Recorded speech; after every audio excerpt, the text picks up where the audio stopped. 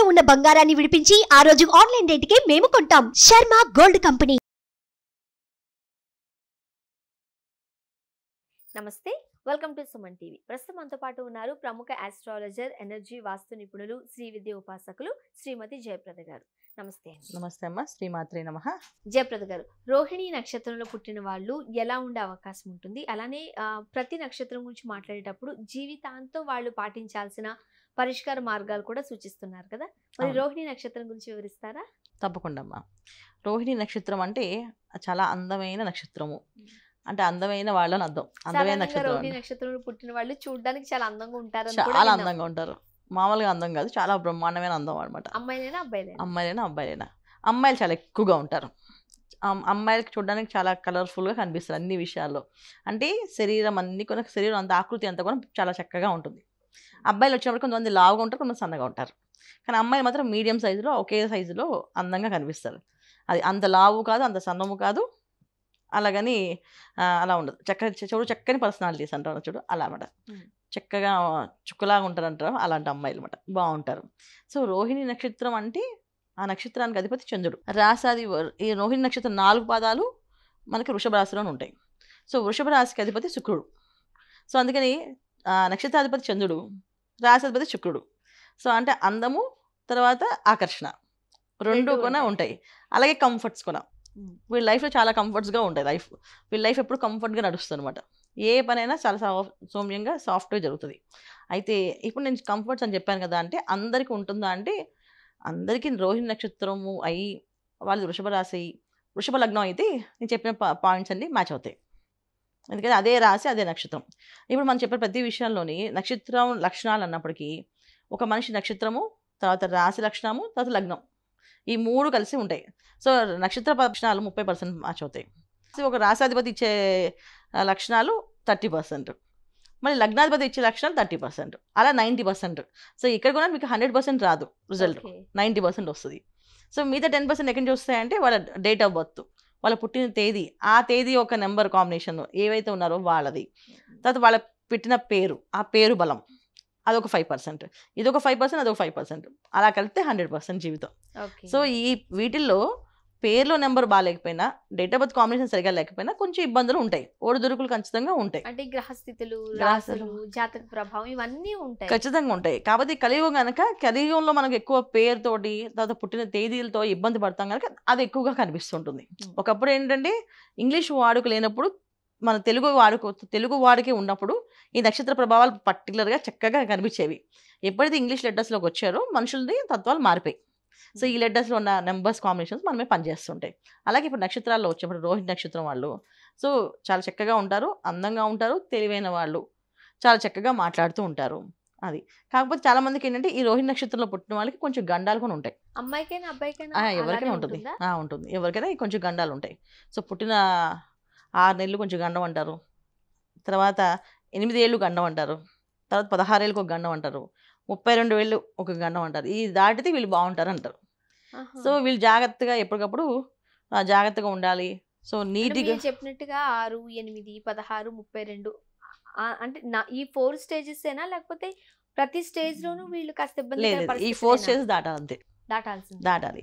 పుట్టిన 6 నెలల వరకు శిశువుని జాగ్రత్తగా చూసుకోవాలి చెప్తారు. సో అందుకని మనం మామూలుగా చిన్నప్పుడు అయితే జాతకాలు వేసేవాళ్ళు కాదు. నక్షత్రం చెప్పగానే 6 నెలలు జాగ్రత్తగా చూసుకోండి అనేవాళ్ళు అంతే, ఇంకా మిగతా ఏం చెప్పేవాళ్ళు కాదు. 6 నెలలు గడిచిన తర్వాత మళ్ళీ 8 ఏళ్ళ వరకు జాగ్రత్తగా చూసుకోమని చెప్పేవాళ్ళు. 8 ఏళ్ళ తర్వాత మళ్ళీ 16 ఏళ్ళ వరకు జాగ్రత్తగా చూసుకోవాలి, మళ్ళీ తర్వాత 32 ఏళ్ళ వరకు అంతే. వీళ్ళకి అవి పెద్ద పెద్ద గండాలు వస్తాయంట. ఆ గండాలు అంటే ప్రాణగండాలు అంటారు వాటిని. సాధారణంగా అంటే ఎలాంటి గండాలు అయి ఉండొచ్చు? కొంతమందికి నీటి గండం అంటారు, ఇట్లా చూస్తూ ఉంటాం. ఇవి ప్రాణగండాలు కదా, ఎలాగైనా రావచ్చు, అందుకని జాగ్రత్తగా ఉండమని చెప్తారు. పూర్వం ఇవన్నీ చూసేవాళ్ళం. ఇప్పుడు ఎప్పుడైతే ఈ కలియుగ ప్రభావంలో మనం ఇంగ్లీష్ లెటర్స్లోకి వచ్చామో ఈ ప్రభావాలు తగ్గిపోయి ఇప్పుడు ఒక పేరు, డేట్ ఆఫ్ బర్త్, ఇవి లక్షణాలు పెరుగుతున్నాయి.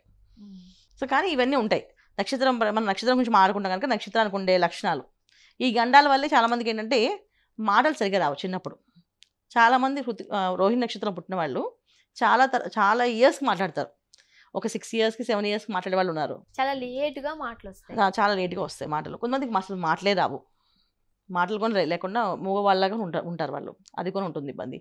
కొంతమందికి మాటలు వస్తాయి కానీ స్పీడ్గా వస్తాయి, స్పీడ్గా టకటకటగా మాట్లాడడము, అది మనకు అర్థం అవ్వకుండా ఉండడము, ఇలా జరుగుతాయి. కొంతమందికి మాటల్లో కొంచెం నెత్తి వస్తుంటుంది, ఆ అక్షరాలు మింగేస్తూ మాట్లాడుతూ ఉంటారు కొంతమందికి. ఇంకా కొంతమందికి మాటలు ఏం మాట్లాడుతున్నారు అనే సంగతి మర్చిపోయి వాళ్ళు అంటే ఒక రకమైన అంటే మాటలు బాగుంటాయి కానీ వాళ్ళు కొంచెం మతిమరుపు అంటారు చూడు, చెప్పాల్సిన విషయం మర్చిపోతుంటారు. ఇంకోటి ఏదో ఏదో చెప్తుంటారు, అయ్యే నేను అనుకోలేదు మర్చిపోయింది మళ్ళీ చెప్తాను చూస్తే మళ్ళీ వెళ్ళి వెనక్కి వెళ్ళి వాళ్ళు ఆ ప్లేస్కి వెళ్ళి ఆలోచించుకుని వాళ్ళు ఆ విషయాన్ని తెలుసుకుంటుంటారు. సో ఇలాంటి లక్షణాలు కొంచెం ఈ రోహిణి నక్షత్రం వాళ్ళకి ఉంటాయి, కాస్త ఎక్కువ ఇబ్బందికర పరిస్థితులే ఉన్నాయి వీళ్ళకి. ఉన్నాయి. మరి వీళ్ళకు పరిష్కార మార్గాలు ఏంటి? తప్పకుండా. సో మాటలు కొంతమందికి మాటలు చాలా చక్కగా ఉంటాయి, కొంతమంది మాట్లాడతారు చాలా సౌమ్యంగా చక్కగా మాట్లాడతారు. మాట తీరు ఎలా ఉంటుందంటే మనకి మనసుకి హత్తుకున్నట్టుగా ఉంటాయి మాటలు, చాలా చక్కగా ఈ విషయాన్ని విన్నవిస్తారు. కొంతమంది మాటలు బాగా వస్తే చక్కగా మాట్లాడగలుగుతారు, చక్కగా చెప్పగలుగుతారు, చక్కగా సింగర్స్ కూడా ఉన్నారు ఇందులో. ఈ రోహిణి నక్షత్రం వాళ్ళు చక్కగా పాడగలరు. తర్వాత మంచి రచయితలు, మంచి కవిత్రులు, బాగా చక్కగా అంటే హాస్యంగా ఒకరి రాయాలి అంటే అది చక్కగా రాయగలరు. ఒక సన్నివేశాన్ని హాస్యంగా సృష్టించాలంటే వీళ్ళు సృష్టిస్తారు. అంత చక్కని యోగాలు ఉన్నాయి ఈ నక్షత్రం వాళ్ళకి. రోహిణి నక్షత్రం గల వారికి కాస్త ఇబ్బందులు ఉన్నాయి కాబట్టి ఏ దేవత ఆరాధన చేస్తే మంచిది అంటారు? వీళ్ళు లక్ష్మీనారాయణ ఆరాధన, లక్ష్మీనారాయణ ఆరాధన, లక్ష్మీ అమ్మవారి అనుగ్రహంతో లక్ష్మీ అష్టోత్తరం చదవడం కానీ, లక్ష్మీ సంబంధించిన లక్ష్మీ అష్టకం అంటే బాగా విష్ణువసనం రాని వాళ్ళు ఒకవేళ చదవలేమంటే లక్ష్మీ అష్టకాన్ని చదువుతూ లక్ష్మీ అమ్మవారిని పూజిస్తూ ఉంటే వీళ్ళకి మాట తీరు గురించే కాకుండా వీళ్ళు ఆర్థికంగా చాలా బాగుంటుంది. ఓకే సార్, చిన్న చిన్న ఇబ్బందులు ఏమైనా ఉంటే తొలగిపోతాయి అంటారు. తొలగిపోతుంది. ఓకే, సో కొంతమందికి క్షేత్ర దర్శనం చాలా కలిసి వస్తుంది అంటారు. చూడండి, మనం ఆ దేవుడి దగ్గరికి వెళ్ళొచ్చిన తర్వాత మంచి జరిగిందని చెబుతూ ఉంటారు కాబట్టి వీళ్ళకు ఏ క్షేత్రాన్ని దర్శించుకుంటే మంచిది అంటారు? దుర్గం ఆరాధించడం వల్ల వీళ్ళకి అనుకూలమైన పనులు జరుగుతూ ఉంటాయి ప్రతి విషయాల్లోని. ఏ విషయం అనుకుంటే అనుకున్నట్టుగా అమ్మవారు జస్ట్ అమ్మ తల్లి దుర్గా అంటే చాలు ఆ పని అయిపోతుంది అనమాట, అయిపోతుంది. ఓకే, జీవితాంతం ఈ పారాయణం చేస్తూనే ఉంటారు. లక్ష్మీ అష్టకం లక్ష్మీ అమ్మవారిని తలుచుకొని పూజ చేయాలి. క్షేత్ర దర్శనం మాత్రం దుర్గా అమ్మవారిది. దుర్గా అమ్మవారితో మా క్షేత్ర దర్శనం చేయాలి, అక్కడ నిద్ర చేయడం, అమ్మవారి దగ్గర పూజ చేయించుకోవడం, కుంకుమార్చన చేయించుకోవడం చేయడం వల్ల మంచిది.